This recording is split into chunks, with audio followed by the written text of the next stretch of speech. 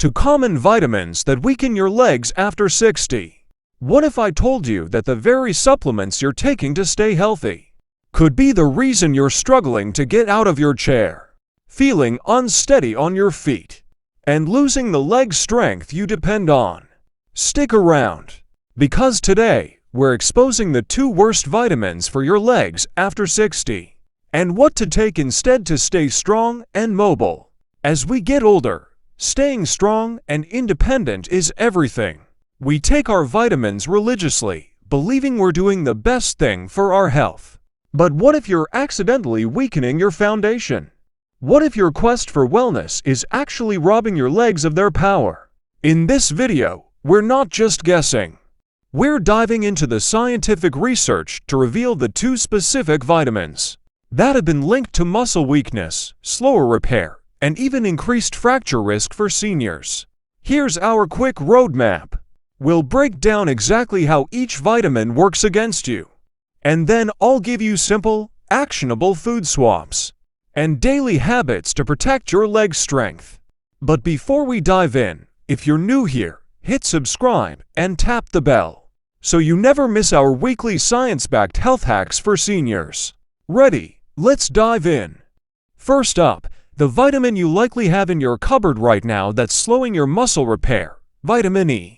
In its natural form, from foods like nuts, seeds, and leafy greens. Vitamin E is a powerful antioxidant that protects our cells from damage. This is great, but the problem many seniors face is with high-dose synthetic capsules, often to 100 international units or more, thinking more is better. So, how does excess vitamin E weaken your legs? Number 1. It slows muscle repair. Sounds counterintuitive, right? But here's the science. After exercise, your body uses oxidative signals to trigger muscle building and repair. High doses of synthetic vitamin E can blunt these essential signals, leaving your muscles slower to recover and ultimately weaker. And number 2, it thins the blood. High doses reduce your blood's clotting ability. For your legs, this can worsen underlying circulation issues and significantly increase your risk of bruising and bleeding. Have you ever taken high-dose vitamin E? Answer in the comments yes or no. Studies clearly show that supplemental vitamin E above recommended levels can impair the very muscle adaptation seniors need to stay strong. Your action step: check your supplement label right now. If it's above 200 international units, it's time to seriously reconsider. Now, on to the second vitamin on our list, vitamin A. I call this one the invisible bone gremlin. Vitamin A is essential for vision, immunity, and cell growth. You find it naturally in wonderful foods like carrots, sweet potatoes, and leafy greens. The danger here is synthetic retinol, which is in many common multivitamins. These often provide 1,000 to 5,000 international units daily, which is far exceeding the recommended dietary allowance of 900 international units for adults. Here's how too much vitamin A breaks down your legs. First, it blocks vitamin D and calcium. Excess vitamin A competes with vitamin D for absorption. This directly undermines the 2 most critical nutrients you need for strong bone mineral density and proper muscle contraction. Second, and most scary, it dramatically increases fracture risk. Long-term high intake of retinol is linked to brittle bones and a higher rate of hip fractures. This is exactly what you don't want when you need stable, reliable legs.